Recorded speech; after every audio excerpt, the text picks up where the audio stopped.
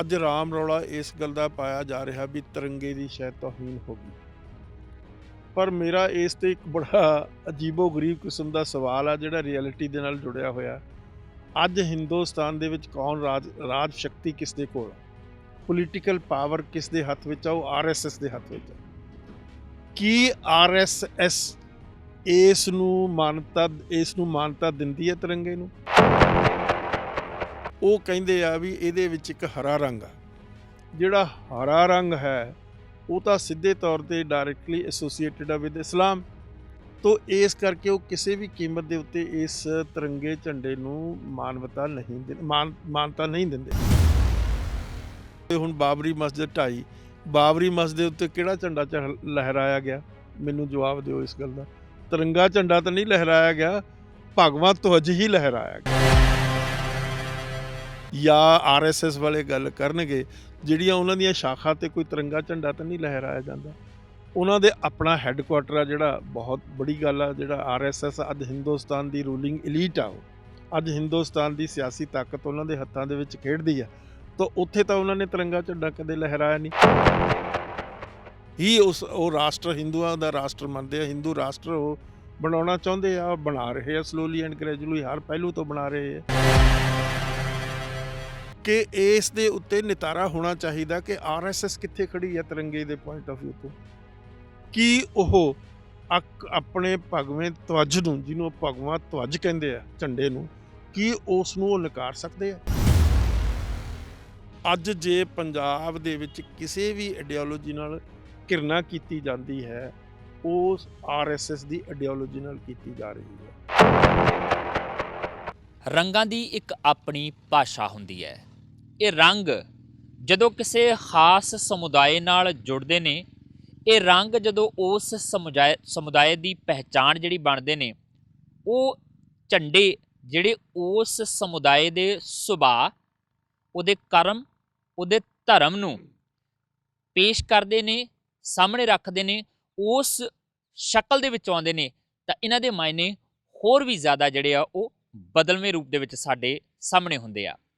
ਤੇ ਜਦੋਂ ਇਹ ਰੰਗਾਂ ਦੀ ਗੱਲ ਕਰਦੇ ਹੋਏ ਅਸੀਂ ਝੰਡਿਆਂ ਦੀ ਗੱਲ ਕਰਦੇ ਹਾਂ, ਨਿਸ਼ਾਨ ਦੀ ਗੱਲ ਕਰਦੇ ਹਾਂ, ਤਾਂ ਫਿਰ ਜ਼ਿਕਰ ਛਿੜਦਾ ਆ ਹਰ ਧਰਮ, ਹਰ ਸਮੁਦਾਇ ਨਾਲ ਜੁੜੇ ਹੋਏ ਉਹਨਾਂ ਦੇ ਪਛਾਣ ਦੇਣ ਵਾਲੇ ਝੰਡਿਆਂ ਨਾਲ। ਇਹ ਜ਼ਿਕਰ ਇਸ ਕਰਕੇ ਕਰ ਰਹੇ ਹਾਂ ਕਿ 26 ਜਨਵਰੀ ਨੂੰ ਲਾਲ ਕਿਲ੍ਹੇ ਦੇ ਉੱਤੇ ਕੇਸਰੀ ਨਿਸ਼ਾਨ ਜਿਹੜਾ ਉਹ ਝੁਲਾਇਆ ਜਾਂਦਾ ਆ ਔਰ ਉਹਦੇ ਨਾਲ ਨਾਲ ਕਿਸਾਨੀ ਝੰਡਾ ਲਹਿਰਾਇਆ ਜਾਂਦਾ ਹੈ। ਸੋ ਉਹਨੂੰ ਲੈ ਕੇ ਕਈ ਤਰੀਕੇ ਦੇ ਸਵਾਲ, ਕਈ ਤਰੀਕੇ ਦੀਆਂ ਚਿੰਤਾਵਾਂ, ਸ਼ੰਕਾਵਾਂ, ਕਿੰਤੂ ਪਰੰਤੂ ਇਸ ਵੇਲੇ ਨਿਕਲ ਕੇ ਸਾਹਮਣੇ ਆ ਰਹੇ ਨੇ। ਇਸ ਨਿਸ਼ਾਨ ਔਰ ਇਸ ਨਿਸ਼ਾਨ ਦੇ ਨਾਲ ਜੁੜੇ ਹੋਏ ਧਰਮ, ਜਾਣੀ ਕਿ ਸਿੱਖ ਧਰਮ, ਉਹਦੇ ਬਾਰੇ ਗੱਲਬਾਤ ਕਰਾਂਗੇ। ਔਰ ਇਹ ਨਿਸ਼ਾਨ ਕਿਉਂ ਝੁਲਾਇਆ ਗਿਆ, ਇਹਦੇ ਮਾਇਨੇ ਕੀ ਹੈ, ਇਹਦੇ ਵਿੱਚੋਂ ਕਿਹੜੇ ਕੋਣ ਨਿਕਲ ਕੇ ਸਾਹਮਣੇ ਆਉਂਦੇ ਨੇ, ਇਹ ਸਿੱਖ ਧਰਮ ਦੇ ਨਜ਼ਰੀਏ ਦੇ ਨਾਲ ਗੱਲਬਾਤ ਕਰਾਂਗੇ। ਔਰ ਸਾਡੇ ਨਾਲ ਸਿੱਖ ਫਿਲਾਸਫਰ ਡਾਕਟਰ ਗੁਰਦਰਸ਼ਨ ਸਿੰਘ ਢਿੱਲੋਂ ਸਾਡੇ ਨਾਲ ਮੌਜੂਦ ਨੇ। ਡਾਕਟਰ ਸਾਹਿਬ, ਸਭ ਤੋਂ ਪਹਿਲਾਂ ਤਾਂ ਟੀਵੀ ਪੰਜਾਬ ਤੇ ਜੀ ਆਇਆਂ ਨੂੰ। ਮਿਹਰਬਾਨੀ ਜੀ, ਬਹੁਤ ਬਹੁਤ ਧੰਨਵਾਦ। ਟੀਵੀ ਪੰਜਾਬ ਵਾਲਿਆਂ ਨੂੰ ਸਾਰਿਆਂ ਨੂੰ ਸਤਿਕਾਰ ਸਹਿਤ ਵਾਹਿਗੁਰੂ ਜੀ ਕਾ ਖਾਲਸਾ, ਵਾਹਿਗੁਰੂ ਜੀ ਕੀ ਫਤਿਹ।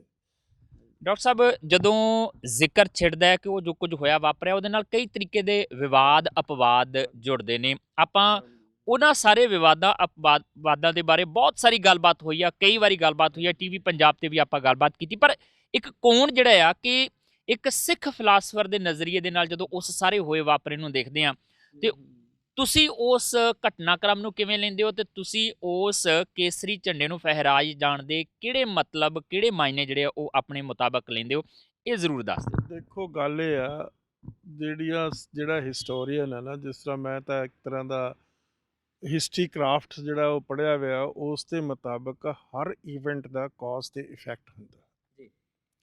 ਹੁਣ ਇਸ ਦੇ ਵਿੱਚ ਜਿਹੜਾ ਇਫੈਕਟ ਹੋ ਗਿਆ ਉਸ ਇਵੈਂਟ ਨਾਲ ਜੁੜ ਗਿਆ, ਜੋ ਉੱਥੇ ਲਾਲ ਕਿਲ੍ਹੇ ਦੇ ਉੱਤੇ ਜੋ ਕੁਝ ਹੋਇਆ ਘਟਨਾਕ੍ਰਮ, ਉਸ ਦੇ ਨਾਲ ਜੁੜ ਗਿਆ। ਜਿਹੜੀਆਂ ਦੂਸਰੀਆਂ ਸਾਰੀਆਂ ਗੱਲਾਂ ਇਸ ਦੀਆਂ ਸੀ, ਉਸ ਨੂੰ ਮਤਲਬ ਓਵਰਲੁੱਕ ਕੀਤਾ ਜਾ ਰਿਹਾ।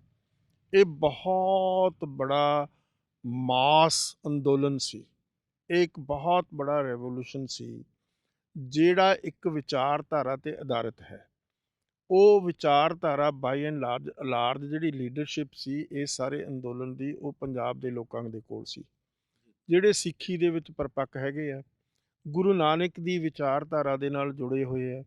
ਜਿਹੜੀ ਗੁਰੂ ਨਾਨਕ ਦੀ ਵਿਚਾਰਧਾਰਾ, ਗੁਰੂ ਨਾਨਕ ਦਾ ਜਿਹੜਾ ਰੈਵੋਲੂਸ਼ਨ ਹੈ, ਉਹ ਮਾਨਵਤਾ ਦੇ ਭਲੇ ਦੇ ਲਈ ਹੈ। ਜੀ। ਦੁਨੀਆ ਵਿੱਚ ਜਿੰਨੇ ਵੀ ਰੈਵੋਲੂਸ਼ਨ ਹੋਏ ਆ, ਸ਼ੁਰੂ ਤੋਂ ਲੈ ਕੇ ਅਖੀਰ ਤੱਕ, ਸਾਰੇ ਜਿਹੜੇ ਰੈਵੋਲੂਸ਼ਨ ਹੈ ਉਹਨਾਂ ਦੇ ਵਿੱਚ ਖੂਨ ਖਰਾਬਾ ਹੋਇਆ।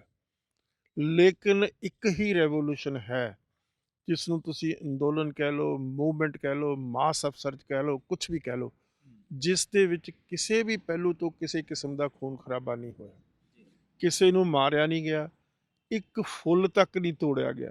2-2.5 ਮਹੀਨੇ ਉਹ ਇੱਥੇ ਬੈਠੇ ਰਹੇ, ਕਿਹੜਾ ਸ਼ੰਭੂ ਬਾਰਡਰ ਆ, ਉੱਥੇ ਬੈਠੇ ਰਹੇ। ਉਸ ਤੋਂ ਬਾਅਦ ਫਿਰ ਉਹ ਚਲੇ ਗਏ ਦਿੱਲੀ ਦੇ ਮਤਲਬ ਬਾਰਡਰ ਦੇ ਉੱਤੇ, ਸਿੰਘੂ ਬਾਰਡਰ ਦੇ ਉੱਤੇ, ਹੋਰ ਦੂਸਰੇ ਬਾਰਡਰ ਦੇ ਉੱਤੇ ਆਏ।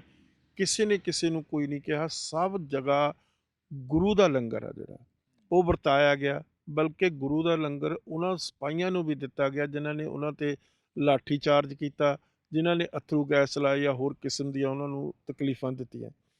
ਤੋ ਇਹ ਤਾਂ ਇੱਕ ਬਹੁਤ ਉੱਚੇ ਦਰਜੇ ਦਾ ਅੰਦੋਲਨ ਹੈ, ਜਿਸ ਦੀਆਂ ਬਹੁਤ ਹੀ ਖੂਬਸੂਰਤ ਜਿਹੜੀਆਂ ਉਸ ਦੀਆਂ ਮਤਲਬ ਉਸ ਦਾ এনवायरमेंट ਹੈ। ਤੋ ਉਸ ਤੋਂ ਬਾਅਦ ਜਿਹੜਾ ਜੋ ਵੀ ਹੁੰਦਾ ਹੈਗਾ ਉੱਥੇ ਲਾਲ ਕਿਲ੍ਹੇ ਦੇ ਉੱਤੇ, ਉਸ ਦੇ ਵਿੱਚ ਦੇਖੋ ਗੱਲ ਕੀ ਹੈ। ਅੱਜ ਰਾਮ ਰੌਲਾ ਇਸ ਗੱਲ ਦਾ ਪਾਇਆ ਜਾ ਰਿਹਾ ਵੀ ਤਿਰੰਗੇ ਦੀ ਸ਼ਾਇਦ ਤੋਹੀਨ ਹੋ ਗਈ। ਪਰ ਮੇਰਾ ਇਸ 'ਤੇ ਇੱਕ ਬੜਾ ਅਜੀਬੋ ਗਰੀਬ ਕਿਸਮ ਦਾ ਸਵਾਲ ਆ ਜਿਹੜਾ ਰਿਐਲਿਟੀ ਦੇ ਨਾਲ ਜੁੜਿਆ ਹੋਇਆ। ਅੱਜ ਹਿੰਦੁਸਤਾਨ ਦੇ ਵਿੱਚ ਕੌਣ ਰਾਜ ਸ਼ਕਤੀ ਕਿਸ ਦੇ ਕੋਲ ਆ, ਪੋਲੀਟੀਕਲ ਪਾਵਰ ਕਿਸ ਦੇ ਹੱਥ ਵਿੱਚ ਆ? ਉਹ RSS ਦੇ ਹੱਥ ਵਿੱਚ ਆ। ਕੀ RSS ਇਸ ਨੂੰ ਮਾਨਤਾ ਦਿੰਦੀ ਹੈ ਤਿਰੰਗੇ ਨੂੰ? ਬਿਲਕੁਲ ਨਹੀਂ ਦਿੰਦੀ। ਮਾफ़ ਕਰਨਾ, ਮੈਂ ਇਹ ਗੱਲ ਬੜੀ ਸਪਸ਼ਟ ਤੇ ਸਟੇਟ ਕਰਨ ਲੱਗਿਆ। ਉਹ ਭਗਵਾਂ ਧਵਜ ਕਹਿੰਦੇ ਆ ਸਾਡਾ ਭਗਵਾਂ ਧਵਜ ਆ। ਚਾਹੇ ਉਹਨਾਂ ਦਾ ਨਾਗਪੁਰ ਦੇ ਵਿੱਚ ਹੈੱਡ ਆਫਿਸ ਆ, ਉਸ ਦੇ ਉੱਤੇ ਵੀ ਭਗਵਾਂ ਧਵਜ ਹੋਏਗਾ। ਜਿਹੜੀਆਂ ਉਹ ਸ਼ਾਖਾ ਲਾਉਂਦੇ ਆ, ਜਗ੍ਹਾ ਜਗ੍ਹਾ ਸ਼ਾਖਾ ਲਾਉਂਦੇ ਆ, ਹਰ ਸੂਬਿਆਂ 'ਚ ਲਾਉਂਦੇ ਆ, ਪਿੰਡਾਂ 'ਚ ਲਾਉਂਦੇ ਆ, ਕਸਬਿਆਂ 'ਚ ਲਾਉਂਦੇ ਆ, ਸ਼ਹਿਰਾਂ 'ਚ ਲਾਉਂਦੇ ਆ, ਉੱਥੇ ਕਿਹੜਾ ਝੰਡਾ ਲਹਿਰਾਇਆ ਜਾਂਦਾ? ਉਹ ਭਗਵਾਂ ਧਵਜ ਹੈ। ਭਗਵਾਂ ਰੰਗ ਦੇ ਨਾਲ ਉਹ ਐਸੋਸੀਏਟਿਡ ਹੈਗੇ ਆ। ਤੋ ਇਸ ਕਰਕੇ ਉਹਨਾਂ ਦਾ ਖਾਮਖਾ ਇਸ ਉੱਤੇ ਵਾਹ ਵਰੋਲਾ ਉਠਾਉਣਾ ਤਾਂ ਵੈਸੇ ਹੀ ਲੈਜੀਟੀਮੇਸ਼ਨ ਨਹੀਂ ਹੈ ਉਸਦੀ। ਉਸ ਨੂੰ ਉਹ ਦੇਖੋ, ਉਹ ਕਿਉਂ ਨਹੀਂ ਤਿਰੰਗੇ ਨੂੰ ਐਕਸੈਪਟ ਕਰਦੇ? ਅੱਜ ਦੇ ਨਹੀਂ ਐਕਸੈਪਟ ਕਰਦੇ। 1947 ਤੋਂ ਪਹਿਲਾਂ ਵੀ ਉਹਨਾਂ ਦਾ ਇਸ 'ਤੇ ਇਤਰਾਜ਼ ਹੈ, ਇਸ 'ਤੇ ਨੁਕਤਾਚੀਨੀ ਹੈ। ਉਹ ਕਹਿੰਦੇ ਆ ਵੀ ਇਹਦੇ ਵਿੱਚ ਇੱਕ ਹਰਾ ਰੰਗ ਆ। ਜਿਹੜਾ ਹਰਾ ਰੰਗ ਹੈ ਉਹ ਤਾਂ ਸਿੱਧੇ ਤੌਰ 'ਤੇ ਡਾਇਰੈਕਟਲੀ ਐਸੋਸੀਏਟਿਡ ਆ ਵਿਦ ਇਸਲਾਮ। ਤੋ ਇਸ ਕਰਕੇ ਉਹ ਕਿਸੇ ਵੀ ਕੀਮਤ ਦੇ ਉੱਤੇ ਇਸ ਤਿਰੰਗੇ ਝੰਡੇ ਨੂੰ ਮਾਨਤਾ ਨਹੀਂ ਦਿੰਦੇ। ਮੈਂ ਨਾ ਮਾਫ ਕਰਨਾ, ਇੱਥੇ ਗੱਲ ਟੋਕ ਰਿਹਾ ਤੁਹਾਡੀ। ਹਰੇ ਰੰਗ ਦੀ ਗੱਲ ਜਦੋਂ ਇਸਲਾਮ ਨਾਲ ਜੋੜ ਦਿੱਤੀ ਜਾਂਦੀ ਹੈ, ਤੇ ਮੈਂ ਸ਼ੁਰੂਆਤ ਕੀਤੀ ਸੀ, ਰੰਗਾਂ ਦੀ ਇੱਕ ਆਪਣੀ ਭਾਸ਼ਾ ਹੁੰਦੀ, ਪਛਾਣ ਵੀ ਹੁੰਦੀ। ਜਦੋਂ ਖਾਸ ਸਮੁਦਾਇ ਨਾਲ ਜੁੜ ਜਾਂਦੇ ਤੇ ਉਹਦੇ ਮਾਇਨੇ ਵੀ ਬਦਲ ਜਾਂਦੇ ਆ। ਪਰ ਜਦੋਂ ਅਸੀਂ ਤਿਰੰਗੇ ਦੇ ਵਿੱਚ ਹਰੇ ਰੰਗ ਦੀ ਗੱਲ ਕਰਦੇ ਹਾਂ, ਤੇ ਉੱਥੇ ਤਾਂ ਅਸੀਂ ਹਰਾ ਰੰਗ ਖੁਸ਼ਹਾਲੀ, ਖੇਤੀ, ਕਿਸਾਨੀ, ਹਰਿਆਲੀ ਦੇ ਲਈ, ਜਾਂ ਜੋ ਵਾਤਾਵਰਣ ਹੈ ਉਹਦੇ ਨਾਲ ਸਾਰੀਆਂ ਚੀਜ਼ਾਂ ਜੋੜ ਕੇ ਅਸੀਂ ਦੇਖਦੇ ਹਾਂ। ਉੱਥੇ ਤਾਂ ਫਿਰ ਇਸਲਾਮ ਵਾਲੀ ਗੱਲ ਤਾਂ ਬਹੁਤ ਪਿੱਛੇ ਰਹਿ ਜਾਂਦੀ, ਕਿਉਂਕਿ ਤਿੰਨੋਂ ਹੀ ਰੰਗ ਆਪਣੇ, ਚਿੱਟਾ ਰੰਗ ਸ਼ਾਂਤੀ ਦਾ ਪ੍ਰਤੀਕ ਆ, ਕੇਸਰੀ ਜਿਹੜੇ ਬਲਿਦਾਨ ਦਿੱਤੇ ਨੇ ਸਾਡੇ ਸ਼ਹੀਦਾਂ ਨੇ ਉਹਦਾ ਪ੍ਰਤੀਕ ਹੈ। ਫਿਰ ਉੱਥੇ ਧਰਮ ਕਿੱਥੋਂ ਵੜ ਜਾਂਦਾ ਵਿੱਚ? ਨਹੀਂ, ਦੇਖੋ ਇਹ ਤਾਂ ਤੁਹਾਡੀ ਇੰਟਰਪ੍ਰੀਟੇਸ਼ਨ ਹੈ ਨਾ, ਤੁਹਾਡੀ ਇੰਟਰਪ੍ਰੀਟੇਸ਼ਨ ਆ। ਹਰੇ ਰੰਗ ਦੀ ਕਿਸ ਤਰੀਕੇ ਨਾਲ ਤੁਸੀਂ ਇੰਟਰਪ੍ਰੀਟੇਸ਼ਨ ਕਰ ਰਹੇ ਹੋ, ਤੁਹਾਡਾ ਆਊਟਲੁੱਕ ਹੈ। ਪਰ ਜੋ ਐਕਸੈਪਟਡ ਨਾਰਮ ਹੈਗੀ ਆ, ਉਹ ਤਾਂ ਉਹਨਾਂ ਦੀ ਐਸੋਸੀਏਸ਼ਨ ਉਹਨਾਂ ਦੇ ਨਾਲ ਹੀ ਨਾ, ਹਰੇ ਰੰਗ ਦੇ ਨਾਲ। ਹੁਣ ਜੇ ਫਰਜ਼ ਕਰੋ ਕਿਸੇ ਜਗ੍ਹਾ ਦੇ ਉੱਤੇ ਹੁਣ ਬਾਬਰੀ ਮਸਜਿਦ ਢਾਈ, ਬਾਬਰੀ ਮਸਜਿਦ ਦੇ ਉੱਤੇ ਕਿਹੜਾ ਝੰਡਾ ਲਹਿਰਾਇਆ ਗਿਆ? ਮੈਨੂੰ ਜਵਾਬ ਦਿਓ ਇਸ ਗੱਲ ਦਾ। ਤਿਰੰਗਾ ਝੰਡਾ ਤਾਂ ਨਹੀਂ ਲਹਿਰਾਇਆ ਗਿਆ, ਭਗਵਾਂ ਧਵਜ ਹੀ ਲਹਿਰਾਇਆ ਗਿਆ।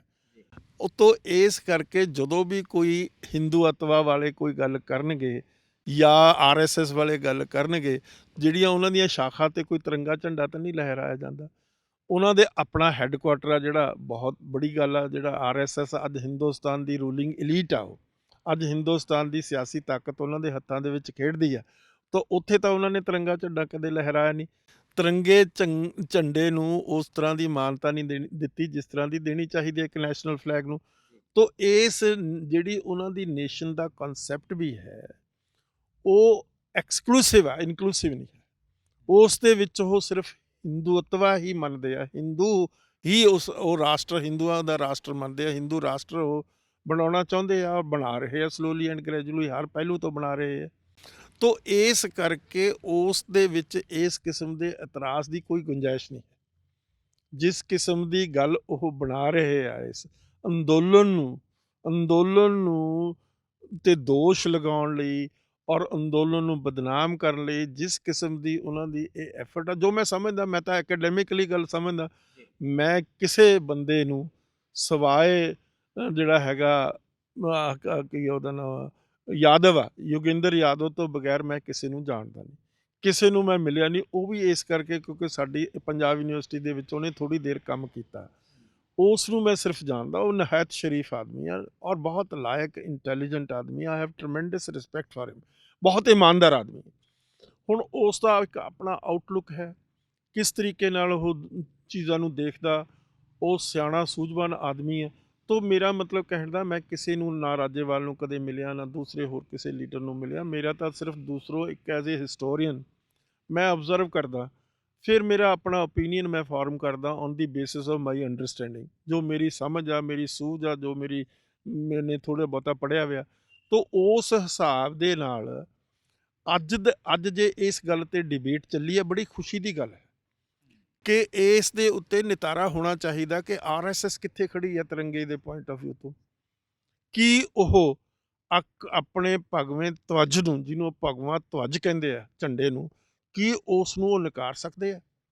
ਕੀ ਉਸ ਨੂੰ, ਕਿਉਂਕਿ ਉਹਨਾਂ ਦਾ ਜਿਹੜਾ ਫਾਊਂਡਰ ਹੈ ਉਸ ਨੇ ਇਸ ਨੂੰ ਇੰਟਰੋਡਿਊਸ ਕੀਤਾ, ਤੋ ਉਸ ਦੇ ਪਿੱਛੇ ਇੱਕ ਲੈਜੀਟੀਮੇਸੀ ਹੈਗੀ ਉਹਨਾਂ ਦੇ ਪੁਆਇੰਟ ਆਫ ਵਿਊ ਤੋਂ, ਉਸ ਦੇ ਪਿੱਛੇ ਇੱਕ ਵਿਚਾਰਧਾਰਾ ਹੈਗੀ ਆ ਉਹਨਾਂ ਦੇ ਪੁਆਇੰਟ ਆਫ ਵਿਊ ਤੋਂ। ਤੋ ਕੀ ਮੇਰਾ ਕੁਐਸਚਨ ਹੈ ਇਸ ਗੱਲ ਦੇ ਉੱਤੇ ਕਿ ਜਿਹੜਾ ਤਿਰੰਗਾ ਝੰਡਾ, ਉਸ ਦੇ ਉੱਤੇ RSS ਨੂੰ ਆਪਣਾ ਓਪੀਨੀਅਨ ਐਕਸਪ੍ਰੈਸ ਕਰਨਾ ਚਾਹੀਦਾ। ਮੈਂ ਢਿੱਲੋਂ ਸਾਹਿਬ ਇੱਕ ਚੀਜ਼ ਜ਼ਰੂਰ ਗੱਲ ਕਰਾਂਗਾ। ਮੈਂ ਜਦੋਂ ਸ਼ੁਰੂਆਤ ਕੀਤੀ ਸੀ, ਮੈਂ ਸਿੱਖ ਫਿਲਾਸਫਰ ਤੁਹਾਨੂੰ ਕਿਹਾ ਸੀਗਾ, ਤੁਸੀਂ ਕਿਹਾ ਹਿਸਟੋਰੀਅਨ ਹੋ, ਕਿਉਂਕਿ ਤੁਹਾਡੇ ਸੋਚਣ ਦਾ ਜਿਹੜਾ ਕੋਣ ਆ, ਜ਼ਾਵੀਆ ਜਿਹੜਾ ਆ, ਤੁਹਾਡਾ ਨਜ਼ਰੀਆ ਜਿਹੜਾ ਆ, ਉਹ ਉਸੇ ਫਲਸਫੇ ਦੇ ਵਿੱਚੋਂ ਹੋ ਕੇ ਨਿਕਲਦਾ। ਜਦੋਂ ਤੁਸੀਂ ਹਿਸਟਰੀ ਵੀ ਦੇਖਦੇ ਹੋ ਤਾਂ ਕਿਤੇ ਨਾ ਕਿਤੇ ਉਹਦੇ ਵਿੱਚੋਂ ਉਹ ਚੀਜ਼ਾਂ ਜਿਹੜੀਆਂ ਨਿਕਲ ਕੇ ਆਉਂਦੀਆਂ, ਗੱਲ ਕਰਦੇ ਤਾਂ ਨਿਕਲ ਕੇ ਆਉਂਦੀਆਂ ਨੇ। ਔਰ ਹਰ ਇੱਕ ਦਾ ਆਪਣਾ ਇੱਕ ਤਰੀਕਾ ਹੁੰਦਾ ਚੀਜ਼ਾਂ ਨੂੰ ਦੇਖਣ ਦਾ, ਸਮਝਣ ਦਾ, ਨਜ਼ਰੀਆ ਹੁੰਦਾ। ਪਰ ਜਦੋਂ ਆਪਾਂ ਇਹ ਕਹਿੰਦੇ ਆ ਕਿ ਉਹ RSS ਜਿਹੜੀ ਆ, ਉਹ ਇਸ ਕੋਣ ਦੇ ਨਾਲ ਇਹਨਾਂ ਚੀਜ਼ਾਂ ਨੂੰ ਦਿੰਦੇ ਆ, ਉਹ ਐਕਸੈਪਟੈਂਸ ਜਿਹੜੀ ਆ ਤਿਰੰਗੇ ਝੰਡੇ ਦੀ, ਉਹ ਕਿੰਨਾ ਕੁ ਕਬੂਲ ਕਰਦੀ ਹੈ, ਵੀ ਸਵਾਲ ਉੱਠਣਾ ਚਾਹੀਦਾ। ਪਰ ਜਦੋਂ ਅਸੀਂ ਕੁਝ ਸੈਕੂਲਰ ਚੀਜ਼ਾਂ ਦੀ ਗੱਲ ਕਰਦੇ ਹਾਂ ਇਸ ਮੁਲਕ ਦੇ ਵਿੱਚ, ਉਹ ਸੈਕੂਲਰ ਥਾਵਾਂ ਦੇ ਉੱਤੇ ਨਿੱਜੀ ਹਰ ਕਿਸੇ ਦਾ ਆਪਣਾ ਮੰਨਣਾ ਹੋ ਸਕਦਾ। ਨਿੱਜੀ ਤੌਰ ਤੇ ਅਸੀਂ ਧਰਮ ਨੂੰ ਮੰਨਦੇ, ਕਿਉਂਕਿ ਸਟੇਟ ਦਾ ਧਰਮ ਨਹੀਂ ਹੁੰਦਾ, ਸੂਬੇ ਦਾ, ਸਰਕਾਰ ਦਾ ਧਰਮ ਨਹੀਂ ਹੁੰਦਾ। ਇਹ ਤੁਹਾਡਾ ਆਪਣਾ ਨਿੱਜੀ ਧਰਮ ਹੋ ਸਕਦਾ, ਜਾਂ ਸਟੇਟ ਦੇ ਵਿੱਚ ਬੈਠਾ ਹੋਇਆ ਬੰਦਾ ਜਿਹਦੇ ਕੋਲ ਪਾਵਰ ਹੈ ਉਹਦਾ ਆਪਣਾ ਕੋਈ ਧਰਮ ਹੋ ਸਕਦਾ। ਪਰ ਜਿਹੜਾ ਉਹ ਪੂਰੀ ਸਰਕਾਰ ਦਾ ਧਰਮ ਦੇ ਨਜ਼ਰੀਏ ਤੋਂ ਥੋੜ੍ਹਾ ਜਿਹਾ ਬਦਲਵਾਂ ਰੂਪ ਹੋਣਾ ਚਾਹੀਦਾ। ਹਾਲਾਂਕਿ ਉਹ ਵੱਖਰੀ ਗੱਲ ਹੈ ਕਿ ਸਾਡੇ ਉਹ ਚੀਜ਼ਾਂ ਨਹੀਂ ਹੁੰਦੀਆਂ। ਜਿੱਦਾਂ ਦੀ ਸੱਤਾ ਦੇ ਵਿੱਚ ਧਿਰ ਬੈਠਦੀ ਆ, ਉੱਦਾਂ ਦੀਆਂ ਸਾਡੇ ਸਿਲੇਬਸ ਬਣਨੇ ਸ਼ੁਰੂ ਹੋ ਜਾਂਦੇ ਆ, ਕਿਤਾਬਾਂ ਦੇ ਵਿੱਚ ਤਬਦੀਲ ਹੋਣੀਆਂ ਸ਼ੁਰੂ ਹੋ ਜਾਂਦੀਆਂ। ਪਰ ਮੈਂ ਚਾਹੁੰਦਾ ਕਿ ਜਦੋਂ ਆਪਾਂ ਇਸ ਤਰੀਕੇ ਦੀ ਗੱਲ ਕਰਦੇ ਹਾਂ ਤੇ ਉਹ ਫਹਿਰਾਇਆ ਜਾਣਾ, ਉਸ ਕੇਸਰੀ ਝੰਡੇ ਦੇ ਉੱਤੇ ਇਤਰਾਜ਼ ਉੱਠਣੇ, ਉਹਨਾਂ ਇਤਰਾਜ਼ਾਂ ਤੋਂ ਬਾਅਦ ਸੱਤਾ ਦਾ ਜਿਹੜਾ ਇੱਕਦਮ ਕਹਿ ਸਕਦੇ ਹਰਕਤ ਦੇ ਵਿੱਚ ਆਉਣਾ, ਉਹ ਸਾਰੀਆਂ ਚੀਜ਼ਾਂ ਜਿਸ ਤਰੀਕੇ ਨਾਲ ਵਾਪਰੀਆਂ ਨੇ। ਔਰ ਪਹਿਲਾਂ ਵੀ ਇਸ ਅੰਦੋਲਨ ਨੂੰ ਖਾਲਿਸਤਾਨੀਆਂ ਦਾ ਅੰਦੋਲਨ ਪੋਰਟਰੇਟ ਕਰਨ ਦੀ ਕੋਸ਼ਿਸ਼ ਕੀਤੀ ਜਾ ਰਹੀ ਸੀ, ਔਰ ਹੁਣ ਉਸ ਤੋਂ ਬਾਅਦ ਤਾਂ ਠੱਪਾ ਹੋਰ ਵੀ ਮਜ਼ਬੂਤ ਕਰ ਦਿੱਤਾ ਗਿਆ। ਨਹੀਂ, ਦੇਖੋ, ਜਿਹੜਾ ਜਿਸ ਬੰਦੇ ਨੇ, ਜਿਸ ਦੇ ਵਿਰੋਧ ਦੇ ਵਿੱਚ ਅੰਦੋਲਨ ਚੱਲ ਰਿਹਾ, ਕਿਸ ਦੇ ਵਿਰੋਧ ਚੱਲ ਰਿਹਾ? ਜਿਹੜੇ 3 ਕਾਲੇ ਕਾਨੂੰਨ, ਜਿਨ੍ਹਾਂ ਨੂੰ ਕਿਸਾਨ ਕਾਲੇ ਕਾਨੂੰਨ ਸਮਝਦੇ ਆ, ਜਿਨ੍ਹਾਂ ਨੂੰ ਸਰਕਾਰ ਰਿਫਾਰਮ ਕਹਿੰਦੀ ਆ। ਰਿਫਾਰਮ ਤਾਂ ਬੜਾ ਪੋਜ਼ੀਟਿਵ ਵਰਡ ਹੁੰਦਾ, ਪਰ ਦੂਸਰੇ ਪਾਸੇ ਜਿਨ੍ਹਾਂ 'ਤੇ ਲਾਗੂ ਹੋਣਾ ਕਿਸਾਨਾਂ ਦੇ ਉੱਤੇ, ਉਹ ਉਸ ਨੂੰ ਕਾਲਾ ਕਾਨੂੰਨ ਕਹਿੰਦੇ ਆ। ਮਤਲਬ different opposite point of view ਆ ਦੋਨਾਂ ਦਾ। ਤੋ ਮਤਲਬ ਜਿਹੜੇ ਕਿਸਾਨ ਇਸ ਗੱਲ ਨੂੰ ਐਕਸੈਪਟ ਕਰਦੇ ਆ ਵੀ ਇਹ ਸਾਡੀ ਬਰਬਾਦੀ ਦੇ ਸਿੰਬਲ ਹੈਗੇ ਆ 3 ਕਾਨੂੰਨ, ਤੋ ਨਾਲ ਉਹ ਮਤਲਬ MSP ਦੀ ਵੀ ਗੱਲ ਕਰਦੇ ਆ, ਮੰਡੀਆਂ ਦੀ ਵੀ ਗੱਲ ਕਰਦੇ ਆ, ਚਲੋ ਉਹ ਦੂਸਰੀ ਡਿਟੇਲ ਹੈਗੀ। ਉਸ ਨੂੰ ਲੈ ਕੇ ਇਹ ਅੰਦੋਲਨ ਚੱਲਿਆ, ਮੋਟਿਵ ਕਿਸਾਨੀ ਦਾ ਸੀ। ਜਿਹੜੀ ਕਿਸਾਨੀ ਹੈ ਉਸ ਦਾ ਇੱਕ ਬਹੁਤ ਸਤਿਕਾਰਿਤ ਸਥਾਨ ਆ ਸਿੱਖ ਆਈਡੀਓਲੋਜੀ 'ਚ। ਉਹ ਕਹਿੰਦਾ ਉੱਤਮ ਖੇਤੀ, ਮੱਧ ਵਪਾਰ, ਤਿਰਗ ਚਾਕਰੀ, ਇਹ ਮਹਾਰਾਜ ਨੇ ਆਪ ਕਿਹਾ। ਔਰ ਜ਼ਿੰਦਗੀ ਦੇ ਸਭ ਤੋਂ ਬਿਹਤਰੀਨ ਸਾਲ ਜਿਹੜੇ ਗੁਰੂ ਨਾਨਕ ਨੇ ਗੁਜ਼ਾਰੇ ਆ, ਉਹ ਖੇਤੀ ਦੇ ਉੱਤੇ 18 ਸਾਲ ਗੁਜ਼ਾਰੇ ਕਰਤਾਰਪੁਰ ਸਾਹਿਬ ਦੇ ਵਿੱਚ। ਤੋ ਮੇਰਾ ਮਤਲਬ ਕਹਿਣ ਦਾ ਇਹ ਆ ਕਿ ਜਿਹੜੀ ਖੇਤੀ ਹੈ ਉਸ ਦਾ ਇੱਕ ਸਤਿਕਾਰਿਤ ਸਥਾਨ ਆ ਸਿੱਖ ਧਰਮ ਦੇ ਵਿੱਚ ਵੀ, ਕਿਉਂਕਿ ਉਹ ਖੂਨ ਪਸੀਨੇ ਦੀ ਕਮਾਈ ਆ। ਕਿਸੇ ਨਾਲ ਮਤਲਬ ਘਾਟਾ ਵਾਧਾ ਕਰਨ ਵਾਲੀ ਗੱਲ ਨਹੀਂ, ਕਿਸੇ ਦੇ ਨਾਲ ਕੋਈ ਹੇਰਾ-ਫੇਰੀ ਕਰਨ ਵਾਲੀ ਗੱਲ ਨਹੀਂ, ਕਿਸੇ ਨਾਲ ਕੋਈ ਡਿਸਕ੍ਰਿਮੀਨੇਸ਼ਨ ਵਾਲੀ ਗੱਲ ਨਹੀਂ। ਤੁਸੀਂ ਜੀ। ਬੀਜ ਬੀਜਣਾ, ਉਹਦੇ 'ਚੋਂ ਜਿਹੜਾ ਅਨਾਜ ਪੈਦਾ ਹੋ ਗਿਆ ਉਸਨੂੰ ਤੁਸੀਂ ਭੁੱਖਿਆਂ ਦਾ ਪੇਟ ਭਰਨਾ। ਇਸੇ ਕਰਕੇ ਤਾਂ ਮਤਲਬ ਜਿਹੜਾ ਕਿਸਾਨ ਆ ਉਹਨੂੰ ਅੰਨਦਾਤਾ ਕਿਹਾ ਜਾਂਦਾ। ਤੋ ਅੱਜ ਜਿਹੜਾ ਹੈ ਕਿਸਾਨ, ਉਹ ਸਾਰੀ ਦੁਨੀਆ ਵਿੱਚ ਥ੍ਰੈਟਨਡ ਹੈ। ਇਹ ਹਿੰਦੁਸਤਾਨ ਦੇ 'ਚ ਨਹੀਂ ਜਿਹੜੀ ਸਾਰੀ ਪ੍ਰੋਬਲਮ ਹੈਗੀ। ਇਹ ਆਈਟੀਓ ਜਿਹੜੀ ਸਾਰੀਆਂ ਦੁਨੀਆ ਦੀਆਂ ਵੱਡੇ-ਵੱਡੇ ਜਿਹੜੇ ਕੈਪੀਟਲਿਸਟ ਹੈਗੇ ਆ, ਉਹਨਾਂ ਦੀ ਇੱਕ ਵਿਚਾਰਧਾਰਾ ਇਹ ਹੈ ਕਿ ਜੇ ਤੁਸੀਂ ਕਿਸਾਨਾਂ ਤੋਂ ਕਿਸਾਨੀ ਖੋਲੋਗੇ, ਤਾਂ ਮਜਬੂਰ ਹੋ ਕੇ ਆਪਣੇ ਕਿੱਤੇ ਨੂੰ ਛੱਡ ਕੇ ਸ਼ਹਿਰਾਂ ਦੇ ਵਿੱਚ ਵਸਣਗੇ ਔਰ ਉਹਨਾਂ ਨੂੰ ਈਜ਼ੀ ਲੇਬਰ ਤੇ ਸਸਤੀ ਲੇਬਰ ਮਿਲ ਜਾਏਗੀ। ਤੋ ਇਹਦੇ ਪਿੱਛੇ ਮੋਟਿਵ ਆ ਔਰ ਇਸੇ ਮੋਟਿਵ ਨੂੰ ਲੈ ਕੇ ਮਤਲਬ ਉਹ ਜਿਹੜੀ ਕਿਸਾਨੀ ਆ ਉਸਨੂੰ ਤਬਾਹ। ਅੱਜ ਅਮਰੀਕਾ ਦੇ ਵਿੱਚ ਸਿਰਫ 3% ਕਿਸਾਨ ਵਿਚਾਰਾ ਰਹਿ ਗਿਆ। ਇਸੇ ਤਰੀਕੇ ਨਾਲ ਆਸਟ੍ਰੇਲੀਆ ਦੇ ਵਿੱਚ, ਕੈਨੇਡਾ 'ਚ ਕਿੱਡੇ-ਕਿੱਡੇ ਮੁਲਕ ਆ ਉਹ, ਉੱਥੇ ਕਿੱਡੀਆਂ-ਕਿੱਡੀਆਂ ਵੱਡੀਆਂ-ਵੱਡੀਆਂ ਜ਼ਮੀਨਾਂ ਹੈਗੀਆਂ, ਰੈਂਚਿਸ ਜਿਨ੍ਹਾਂ ਨੂੰ ਕਹਿੰਦੇ ਆ। ਉੱਥੇ ਵੀ ਜਿਹੜਾ ਕਿਸਾਨ ਆ ਉਹ ਬਹੁਤ ਜ਼ਿਆਦਾ ਪਰੇਸ਼ਾਨ ਹੈ ਔਰ ਉਹ ਪਰੇਸ਼ਾਨੀ ਜਿਹੜੀ ਆ ਸਾਰੇ ਦੁਨੀਆ ਦੇ ਜਿਹੜੇ ਕੈਪੀਟਲਿਸਟ ਆ ਉਹ ਯੂਨਾਈਟ ਹੋ ਚੁੱਕੇ ਆ। ਉਹਨਾਂ ਨੇ ਯੂਨਾਈਟ ਕਰਕੇ ਇਸ ਕਿਸਮ ਦੀਆਂ ਚੀਜ਼ਾਂ ਜਿਹੜੀਆਂ ਹੈਗੀਆਂ ਉਹ ਇੰਟਰੋਡਿਊਸ ਕਰਤੀਆਂ ਸਾਰੀ ਦੁਨੀਆ ਦੇ ਵਿੱਚ। ਤੋ ਇਸ ਕਰਕੇ ਅੱਜ ਜ਼ਰੂਰਤ ਹੈ ਕਿ ਕਿਸਾਨ ਨੂੰ ਬਚਾਇਆ ਜਾ ਸਕੇ, ਕਿਸਾਨੀ ਨੂੰ ਬਚਾਇਆ ਜਾ ਸਕੇ। ਤੋ ਉਸ ਚੀਜ਼ ਨੂੰ ਮਤਲਬ ਉਸ ਮੱਦੇ-ਨਜ਼ਰ ਰੱਖ ਕੇ ਅੰਦੋਲਨ ਚੱਲਿਆ ਔਰ ਇਸ ਦੇ ਵਿੱਚ ਮੈਂ ਸਮਝਦਾ ਜੇ ਕੋਈ ਬੰਦਾ ਕਹੇ ਵੀ ਮੈਂ ਲੀਡਰ ਹਾਂ, ਕੋਈ ਲੀਡਰ ਨਹੀਂ। ਮੈਂ ਬਹੁਤ ਵਾਰੀ ਇਹ ਗੱਲ ਪਹਿਲਾਂ ਵੀ ਕਹਿ ਚੁੱਕਿਆ, ਲਿਖ ਕੇ ਵੀ ਕਹਿ ਚੁੱਕਿਆ ਕਿ ਮਾਸ ਅਪਸੈਟ ਹੈ। ਜੀ। ਇੱਕ ਇਸ ਕਿਸਮ ਦੀ ਮਤਲਬ ਲੋਕਾਂ ਦੀ ਮਾਨਸਿਕਤਾ ਬਣ ਚੁੱਕੀ ਆ ਵੀ ਸਾਨੂੰ ਤਬਾਹ ਕਰਨ ਵਾਲੇ ਇਹ ਕਾਨੂੰਨ ਹੈ ਔਰ ਸਾਡੇ ਜਿਹੜੇ ਆਉਣ ਵਾਲੀਆਂ ਪੀੜ੍ਹੀਆਂ ਉਹ ਹਮੇਸ਼ਾ ਲਈ ਗੁਲਾਮੀ ਦੀ ਜੰਜੀਰਾਂ ਦੇ ਵਿੱਚ ਜਕੜੇ ਜਾਣਗੇ ਜਦੋਂ ਇਹ ਜ਼ਮੀਨਾਂ ਜਿਹੜੀਆਂ ਖੋਹ ਕੇ ਲੈ ਜਾਣਗੇ ਜਿਹੜੇ ਵੱਡੇ-ਵੱਡੇ ਕੈਪੀਟਲਿਸਟ ਹੈਗੇ। ਅਦਾਨੀ, ਅੰਬਾਨੀ ਉਹ ਨਾਂ ਵੀ ਲੈਂਦੇ ਆ, ਜਗ੍ਹਾ-ਜਗ੍ਹਾ ਨਾਂ ਲੈਂਦੇ ਆ ਔਰ ਅੱਜ ਇਹ ਗੱਲ ਬੜੀ ਜ਼ਰੂਰੀ ਆ ਕਿਉਂਕਿ ਅੱਜ ਦਾ ਜਿਹੜਾ ਯੁੱਗ ਹੈ ਉਸ ਦੇ ਵਿੱਚ ਅਸੀਂ ਇਹ ਨਹੀਂ ਕਹਿ ਸਕਦੇ ਵੀ ਫਲਾਂ ਆਦਮੀ ਅਨਪੜ੍ਹ ਹੈ। ਕਿਉਂਕਿ ਟੀਵੀ ਚੈਨਲ ਚੱਲਦੇ, ਹਰ ਬੰਦੇ ਕੋਲ ਟੀਵੀ ਹੈਗਾ ਘਰ ਦੇ ਵਿੱਚ। ਉਹ ਸਾਰੀਆਂ ਖਬਰਾਂ ਵੀ ਦੇਖਦੇ ਆ, ਅਖਬਾਰ ਵੀ ਬਹੁਤ ਜ਼ਿਆਦਾ, ਸੋਸ਼ਲ ਮੀਡੀਆ ਵੀ, ਹਰ ਬੰਦੇ ਕੋਲ ਸੈੱਲਫੋਨ ਆ। ਸੈੱਲਫੋਨ 'ਤੇ ਉਹ ਸਾਰੀ ਚੀਜ਼ ਨੂੰ ਸਮਝਣ ਦੀ ਕੋਸ਼ਿਸ਼ ਕਰਦੇ ਆ, ਗੱਲਬਾਤ ਇੱਕ ਦੂਜੇ ਨਾਲ ਕਰਦੇ ਆ। ਤੋ ਇਹ ਗੱਲ ਮੰਨ ਲੈਣੀ ਕਿ ਅਸੀਂ ਕਿਸੇ ਨੂੰ ਗੁੰਮਰਾਹ ਕਰ ਦਾਂਗੇ, ਅਸੀਂ ਕਿਸੇ ਦੇ ਮਤਲਬ ਜਿਹੜੀ ਵਿਚਾਰਧਾਰਾ ਉਸ ਦੇ ਉੱਤੇ ਹਾਵੀ ਹੋ ਜਾਵਾਂਗੇ, ਇਸ ਤਰ੍ਹਾਂ ਹੋ ਨਹੀਂ ਸਕਦਾ। ਹੁਣ ਮੈਂ ਇਹਦੇ 'ਚ ਇੱਕ ਗੱਲ ਹੋਰ ਕਹਿਣ ਲੱਗਿਆ। ਦੇਖੋ ਮੈਨੂੰ ਤਾਂ ਪਤਾ ਨਹੀਂ ਵੀ ਕੀ ਅਗਲੇ ਪਾਸੇ ਨਤੀਜੇ ਨਿਕਲਣਗੇ। ਮੈਂ ਤੁਹਾਨੂੰ ਦੱਸਿਆ ਨਹੀਂ ਕੌਜ਼ ਐਂਡ ਇਫੈਕਟ ਦੇ ਵਿੱਚ ਹੀ ਅਸੀਂ ਡੀਲ ਕਰਦੇ ਹਾਂ ਐਜ਼ ਹਿਸਟੋਰੀਅਨ। ਉਸ ਤਰ੍ਹਾਂ ਦੀ ਮੇਰੀ ਗਰੂਮਿੰਗ ਆ। ਪਰ ਇੱਕ ਗੱਲ ਦਾ ਮੈਂ ਤੁਹਾਨੂੰ ਸਿੱਧੇ ਤੌਰ 'ਤੇ ਦੱਸਣਾ ਚਾਹੁੰਦਾ ਕਿ ਇੱਕ ਖਦਸ਼ਾ ਸੀ ਸਿੱਖਾਂ ਨੂੰ, ਬੜਾ ਭਾਰੀ ਖਦਸ਼ਾ ਸੀ ਉਹਨਾਂ ਦੇ ਮਨਾਂ ਦੇ ਵਿੱਚ, ਉਹਨਾਂ ਦੀ ਮਾਨਸਿਕਤਾ ਦੇ ਵਿੱਚ ਕਿ ਜਿਹੜੀ ਆਰਐਸਐਸ ਹੈ ਉਹ ਸਾਨੂੰ ਖਤਮ ਕਰ ਦੇਗੀ। ਸਾਡੀ ਇੰਡੀਪੈਂਡੈਂਟ ਸੋਵਰਨ ਆਇਡੈਂਟੀਟੀ ਜਿਹੜੀ ਹੈ ਸਿੱਖੀਜ਼ਮ ਦੀ ਉਹ ਖਤਮ ਹੋ ਜਾਏਗੀ। ਇਸ ਵੇਲੇ ਜੇ ਮੈਂ ਸਮਝਦਾ ਇਸ ਅੰਦੋਲਨ ਦਾ ਕੋਈ ਇਫੈਕਟ ਹੋਇਆ ਨਾ, ਜਿਸ ਤਰ੍ਹਾਂ ਮੈਂ ਕੌਜ਼ ਐਂਡ ਇਫੈਕਟ ਦੀ ਗੱਲ ਕੀਤੀ ਆ, ਸਭ ਤੋਂ ਵੱਡੀ ਸੱਟ ਜੇ ਵੱਜੀ ਆ ਤਾਂ ਆਰਐਸਐਸ ਨੂੰ ਵੱਜੀ ਹੈ। ਅੱਜ ਪੰਜਾਬ ਦੇ ਵਿੱਚ ਆਰਐਸਐਸ ਵਾਲਿਆਂ ਨੂੰ ਘਰਾਂ ਦੇ ਵਿੱਚੋਂ ਬਾਹਰ ਨਿਕਲਣਾ ਮੁਸ਼ਕਿਲ ਹੋ ਗਿਆ। ਉਹਨਾਂ ਦੇ ਜਿੰਨੇ ਵੀ ਮਤਲਬ ਇੰਸਟੀਚਿਊਸ਼ਨ ਉਹਨਾਂ ਨੇ ਬਣਾਏ ਸੀ, ਜਿਸ ਤਰੀਕੇ ਦੇ ਨਾਲ ਉਹ ਐਨਕਰੋਚਮੈਂਟ ਕਰ ਰਹੇ ਸੀ ਦੂਸਰੇ ਧਰਮਾਂ ਦੇ ਵਿੱਚ, ਖਾਸ ਤੌਰ 'ਤੇ ਸਿੱਖੀਜ਼ਮ ਦੇ ਵਿੱਚ, ਉਹ ਨੰਗੀ ਹੋ ਗਈ ਹੈ ਸਾਹਮਣੇ। ਅੱਜ ਜੇ ਪੰਜਾਬ ਦੇ ਵਿੱਚ ਕਿਸੇ ਵੀ ਆਈਡੀਓਲੋਜੀ ਨਾਲ ਘਿਰਨਾ ਕੀਤੀ ਜਾਂਦੀ ਹੈ, ਉਸ ਆਰਐਸਐਸ ਦੀ ਆਈਡੀਓਲੋਜੀ ਨਾਲ ਕੀਤੀ ਜਾ ਰਹੀ ਹੈ। ਤੋ ਇਸ ਕਰਕੇ ਜੇ ਸਾਰੀ ਦਾ ਮਤਲਬ ਹੁਣੇ ਕੋਈ ਨਤੀਜਾ ਕੱਢਣਾ ਹੋਵੇ, ਇਹ ਨਤੀਜਾ ਤਾਂ ਮੇਰੇ ਸਾਹਮਣੇ ਹੈ। ਇਸ ਨੂੰ ਤਾਂ ਆਪਾਂ ਐਨਾਲਾਈਜ਼ ਵੀ ਕਰ ਸਕਦੇ ਹਾਂ, ਇਹ ਵਿਜ਼ੀਬਲ ਵੀ ਹੈ। ਬਲਕਿ ਆਰਐਸਐਸ ਹੀ ਨਹੀਂ, ਜਿਹੜੀ ਉਹਨਾਂ ਦੀ ਆਫਸ਼ੂਟ ਹੈਗੀ ਆ ਬੀਜੇਪੀ, ਉਹਨਾਂ ਦਾ ਮਤਲਬ ਵਿਚਰਨਾ ਮੁਸ਼ਕਿਲ ਹੋ ਗਿਆ ਔਰ ਇੱਥੇ ਹੀ ਕਨਫਾਈਨ ਨਹੀਂ, ਹਰਿਆਣੇ ਵਿੱਚ ਵੀ ਮੈਂ ਦੇਖਦਾ, ਯੂਪੀ ਵਿੱਚ ਵੀ ਮੈਂ ਦੇਖਦਾ, ਸਾਰੇ ਪਾਸੇ ਮਤਲਬ ਜੇ ਕਿਸੇ ਨੂੰ ਝਟਕਾ ਲੱਗਿਆ ਹੈ ਇਸ ਅੰਦੋਲਨ ਦਾ ਜਾਂ ਇਸ ਰੈਵੋਲੂਸ਼ਨ ਦਾ, ਉਹ ਸਭ ਤੋਂ ਵੱਡਾ ਝਟਕਾ ਆਰਐਸਐਸ ਨੂੰ ਲੱਗਿਆ। ਜਿਹੜੀ ਉਹਨਾਂ ਦੇ ਇੰਨੀ 5-6 ਸਾਲ ਤੋਂ ਬਹੁਤ ਕੋਸ਼ਿਸ਼ ਕਰਕੇ, ਬੜੀ ਮਿਹਨਤ ਕਰਕੇ, ਬੜਾ ਪੈਸਾ ਸਰਮਾਇਆ ਖਰਚ ਕਰਕੇ ਕੀਤਾ ਸੀ, ਉਹ ਸਾਰਾ ਟੁੱਟਦਾ ਨਜ਼ਰ ਆ ਰਿਹਾ।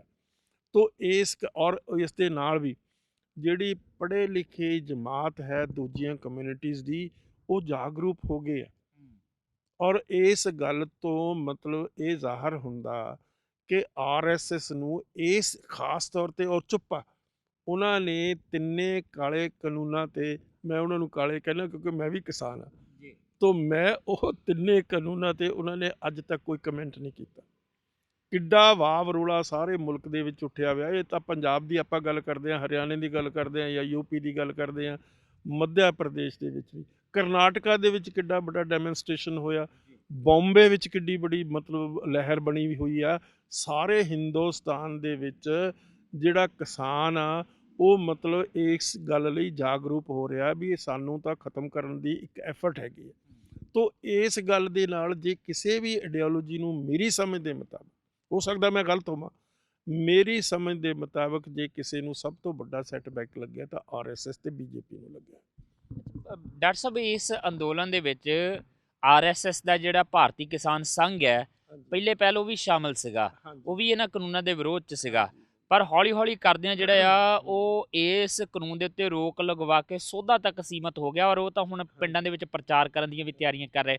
ਪਹਿਲੇ ਇਸ ਅੰਦੋਲਨ ਦੇ ਵਿੱਚ ਪੱਖ ਦੇ ਵਿੱਚ ਆਉਣਾ ਆ, ਇਹਨਾਂ ਕਾਨੂੰਨਾਂ ਦੇ ਵਿਰੋਧ ਦੇ ਵਿੱਚ ਭੁਗਤਦੇ ਆ, ਹੁਣ ਸਰਕਾਰ ਦੀਆਂ ਸੋਧਾਂ ਪ੍ਰਵਾਨ ਕਰਨਾ, ਇਹਨੂੰ ਕਿਹੜੇ ਨਜ਼ਰੀਏ ਨਾਲ ਦੇਖਦੇ ਹੋ? ਦੇਖੋ, ਮੈਂ ਤਾਂ ਇਹੀ ਕਹਿ ਰਿਹਾ ਵੀ ਉਹਨਾਂ ਨੂੰ ਪਤਾ ਹੀ ਨਹੀਂ ਲੱਗ ਰਿਹਾ ਵੀ ਅਸੀਂ ਕਿੱਥੇ ਖੜੀਏ, ਕਿਹੜਾ ਕਿਸ ਚੀਜ਼ ਦਾ ਅਸੀਂ ਸਹਾਰਾ ਲਈਏ, ਸੋਧਾਂ ਦਾ ਸਹਾਰਾ ਲਈਏ ਜਾਂ ਇਹਦੀ ਰਿਪੀਲ ਕਰਨ ਦੀ ਗੱਲ ਕਰੀਏ, ਕਿੱਥੇ ਕਰੀਏ, ਕਿਹੜੀ ਸੋਧ ਦੇ ਉੱਤੇ ਖੜੇ ਹੋਈਏ।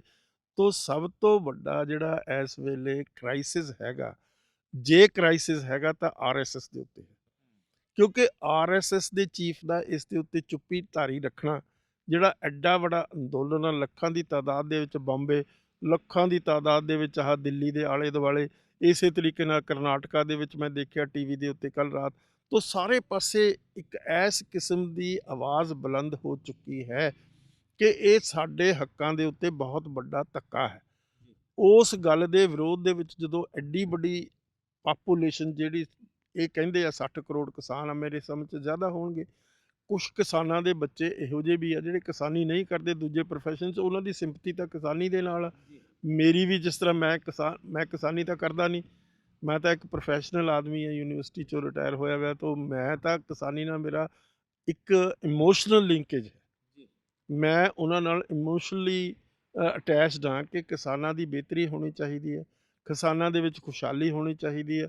ਉਹਨਾਂ ਨੂੰ ਵੀ ਹੱਕ ਹੈ ਇਸ ਦੁਨੀਆ ਦੇ ਵਿੱਚ ਵਿਚਰਨ ਦਾ, ਉਹਨਾਂ ਨੂੰ ਆਪਣੇ ਬੱਚਿਆਂ ਨੂੰ ਚੰਗੇ ਸਕੂਲਾਂ 'ਚ ਪੜ੍ਹਾਉਣ ਦਾ, ਆਪਣੇ ਬਿਮਾਰ ਬੁੱਢੇ ਮਾਪਿਆਂ ਨੂੰ, ਬਜ਼ੁਰਗਾਂ ਨੂੰ ਚੰਗੇ ਹਸਪਤਾਲਾਂ 'ਚ ਲਿਜਾਣ ਦਾ।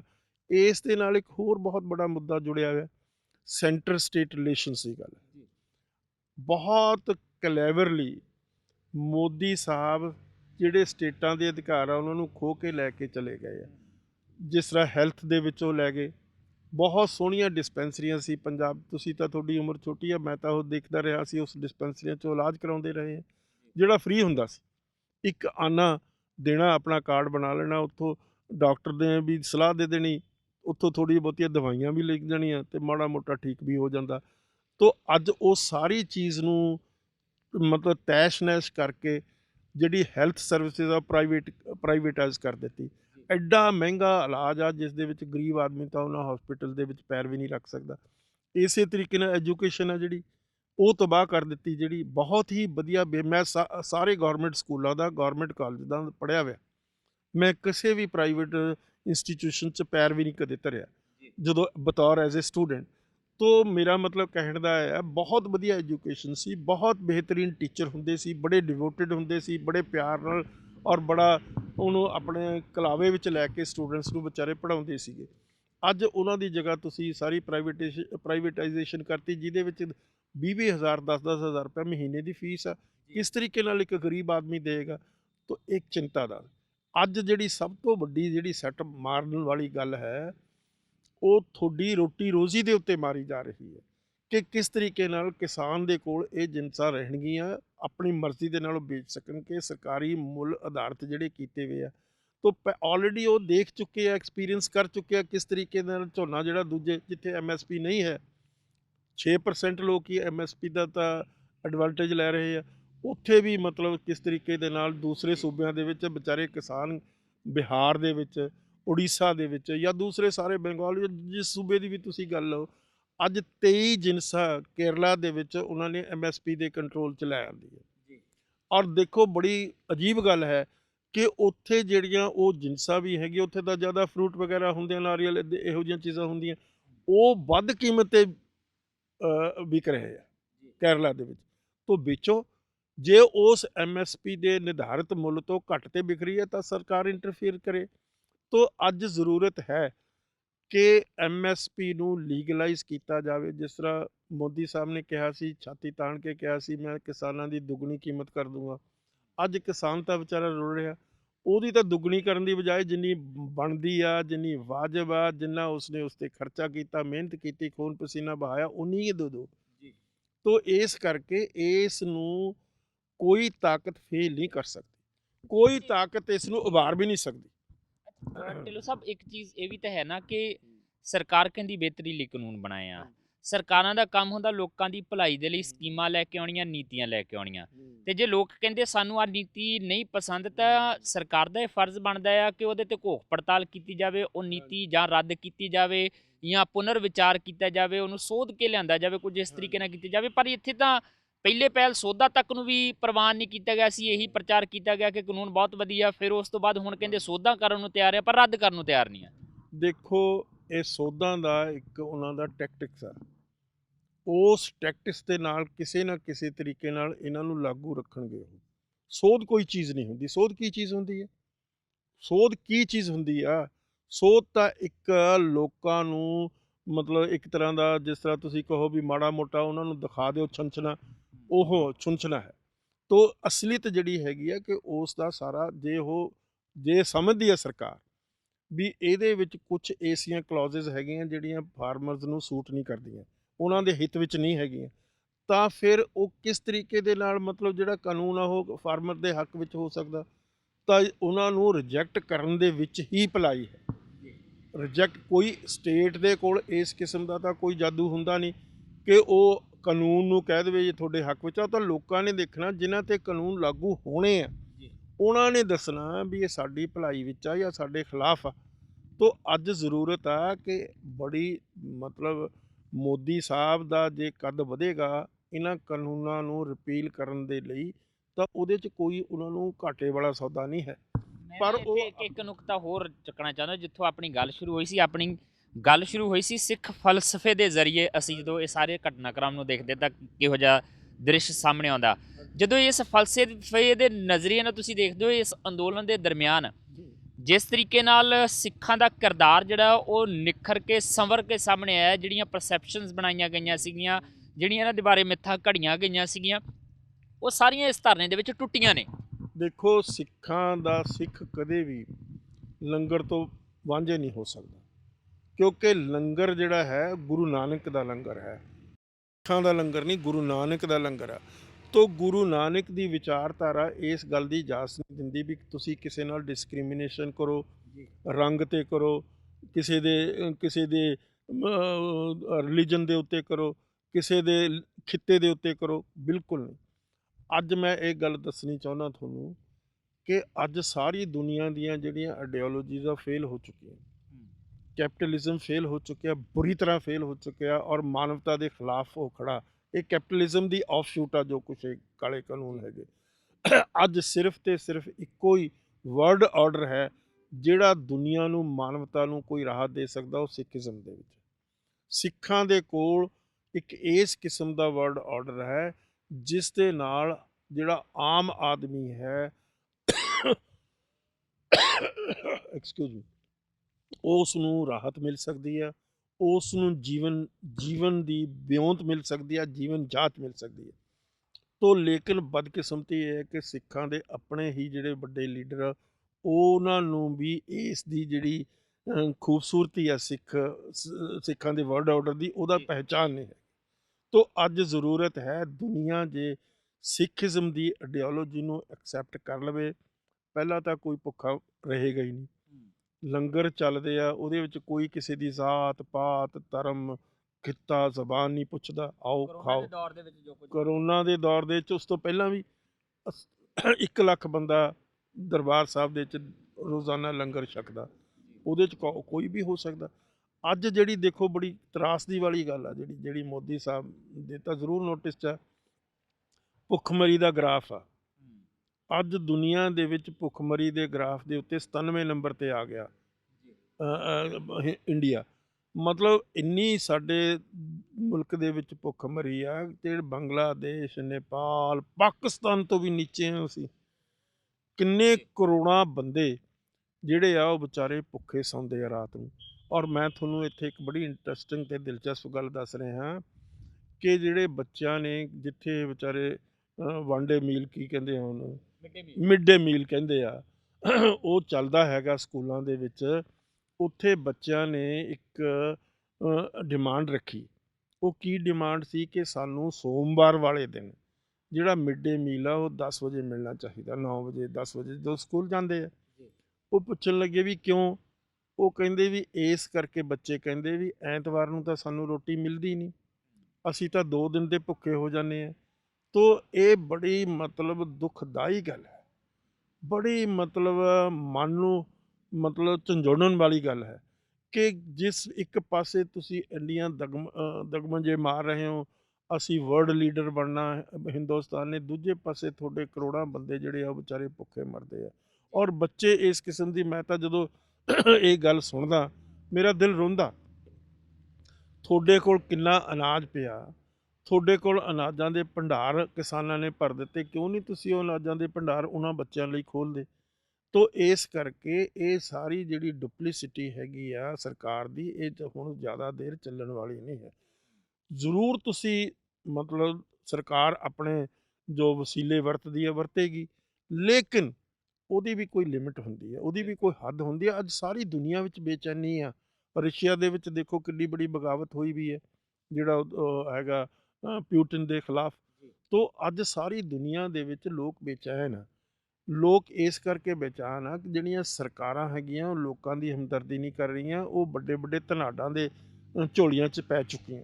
ਤੋ ਅੱਜ ਜ਼ਰੂਰਤ ਹੈ ਕਿ ਅਸੀਂ ਐਡੇ ਬੜੇ ਮੁਲਕ ਨੂੰ, ਐਡੀ ਬੜੀ ਆਬਾਦੀ ਨੂੰ ਸੰਭਾਲ ਲਈਏ, ਉਸ ਨੂੰ ਬੇਚੈਨ ਨਾ ਕਰੀਏ, ਉਸ ਨੂੰ ਫਰਸਟ੍ਰੇਟ ਨਾ ਕਰੀਏ, ਔਰ ਇਹ ਨਾ ਜ਼ਾਹਰ ਕਰੀਏ ਵੀ ਅਸੀਂ ਉਹਨਾਂ ਨੂੰ ਜਿੱਤ ਲਿਆ। ਤੋ ਇਸ ਕਰਕੇ ਜ਼ਰੂਰਤ ਹੈ ਕਿ ਲੋਕਾਂ ਨੂੰ ਇਸ ਕਿਸਮ ਦੀਆਂ ਸਹੂਲਤਾਂ ਦਿੱਤੀਆਂ ਜਾਣ ਜਿਹੜੀਆਂ ਵਾਜਬ ਆ, ਜਿਹੜੀਆਂ ਉਹਨਾਂ ਦੀ ਮਤਲਬ ਜ਼ਿੰਦਗੀ ਲਈ ਜ਼ਰੂਰਤ ਆ, ਜਿਨ੍ਹਾਂ ਨੂੰ ਜਿਉਣ ਦੇ ਲਈ ਰੋਟੀ ਪਾਣੀ ਚਾਹੀਦਾ। ਤੋ ਇਸ ਕਰਕੇ ਕੋਈ ਪ੍ਰੈਸਟੀਜ ਨਹੀਂ ਮੈਂ ਸਮਝਦਾ ਬਣਾਉਣੀ ਚਾਹੀਦੀ ਮੋਦੀ ਸਾਹਿਬ ਨੂੰ ਵੀ ਮੇਰੀ ਪ੍ਰੈਸਟੀਜ ਦਾ ਸਵਾਲ ਆ, ਮੇਰਾ ਮਤਲਬ ਹੰਕਾਰ ਦਾ ਸਵਾਲ। ਇਸ ਕਿਸਮ ਦਾ ਕੋਈ ਹੰਕਾਰ ਹੁੰਦਾ ਨਹੀਂ ਦੁਨੀਆ ਦੇ ਵਿੱਚ। ਹੰਕਾਰ ਦੇ ਖਿਲਾਫ ਤਾਂ ਗੁਰੂਆਂ ਨੇ, ਪੀਰਾਂ ਨੇ, ਜਿਹੜੇ ਧਾਰਮਿਕ ਬੰਦੇ ਆ ਉਹਨਾਂ ਨੇ ਕਿੰਨਾ ਕੁਛ ਉਹਦੇ ਖਿਲਾਫ ਬੋਲਿਆ ਹੋਇਆ। ਹੰਕਾਰ ਮਾਰ ਕੇ ਹੀ ਬੰਦਾ ਵੱਡਾ ਬਣ ਸਕਦਾ। ਤੋ ਇਸ ਕਰਕੇ ਮਿਲਾ ਕੇ ਕਹਿ ਲਈਏ ਬੰਦਾ ਹੀ ਹੰਕਾਰ ਮਾਰ ਕੇ ਬਣਦਾ, ਵੱਡਾ ਬਣਨਾ ਤਾਂ ਬਹੁਤ ਬਾਅਦ ਦੀ ਗੱਲ ਹੈ, ਪਹਿਲਾਂ ਬੰਦਾ ਬਣਨਾ ਜਿਹੜਾ ਆ ਉਹੀ ਹੰਕਾਰ ਮਾਰ ਕੇ ਕੀਤਾ ਜਾ ਸਕਦਾ।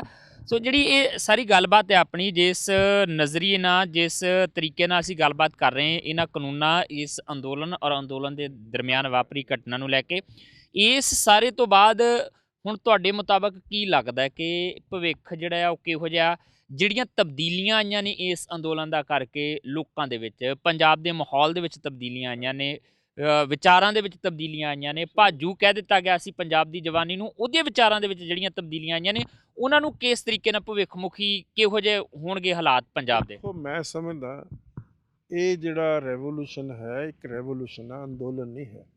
ਇਹ ਰੈਵੋਲੂਸ਼ਨ ਨੇ ਬਹੁਤ ਅੱਛੀਆਂ ਬਿਹਤਰੀਨ ਚੀਜ਼ਾਂ ਜਿਹੜੀਆਂ ਮਾਨਵਤਾ ਦੇ ਅੱਗੇ ਰੱਖੀਆਂ। ਪੰਜਾਬ ਵਿੱਚ ਹੀ ਨਹੀਂ, ਪੰਜਾਬ ਤੋਂ ਬਾਹਰ ਵੀ ਕੀਤਾ ਹੈ। ਸਾਰੇ ਹਿੰਦੁਸਤਾਨ ਦੇ ਵਿੱਚ ਇਸ ਚੀਜ਼ ਦੇ ਲਈ ਲੋਕ ਜਾਗਰੂਕ ਹੋਏ ਆ। ਤੋ ਜ਼ਰੂਰਤ ਹੈ ਕਿ ਅਸੀਂ ਉਹਨਾਂ ਲੋਕਾਂ ਦੀ ਬਾਂਹ ਫੜੀਏ ਜਿਹੜੇ ਵਿਚਾਰੇ ਨਿਹੱਥੇ ਆ, ਜਿਹੜੇ ਵਿਚਾਰੇ ਜਿਨ੍ਹਾਂ ਦੇ ਕੋਲ ਕੋਈ ਖਾਣ ਪੀਣ ਨੂੰ ਕੋਈ ਚੀਜ਼ ਹੈ ਨਹੀਂ। ਤੋ ਕਿਸ ਤਰੀਕੇ ਦੇ ਨਾਲ ਜਿਹੜੇ ਤਾਮਿਲਨਾਡੂ ਦੇ ਲੋਕਾਂ ਨੇ ਪ੍ਰੋਟੈਸਟ ਕੀਤਾ ਇਹਨਾਂ ਚੀਜ਼ਾਂ ਦੇ ਖਿਲਾਫ, ਉਸ ਤੋਂ ਪਹਿਲਾਂ ਵੀ ਕਿਸਾਨਾਂ ਨੇ ਉੱਥੇ ਦਿਆਂ ਨੇ ਕਿਸ ਤਰ੍ਹਾਂ ਕੀਤਾ, ਚੂਹੇ ਖਾਧੇ ਉਹਨਾਂ ਨੇ ਵਿਚਾਰਿਆਂ ਨੇ, ਆਪਣਾ ਟੱਟੀ ਪਿਸ਼ਾਬ ਖਾਧਾ। ਤੋ ਮਤਲਬ ਔਰ ਉਹ ਦਿਖਾਇਆ। ਤੋ ਕਿਸ ਕਿਸਮ ਦੀ ਸਰਕਾਰ ਆ ਜਿਸ ਦਾ ਦਿਲ ਇਹਨਾਂ ਚੀਜ਼ਾਂ ਦੇ ਉੱਤੇ ਪਿਘਲੇ ਹੀ ਨਹੀਂ।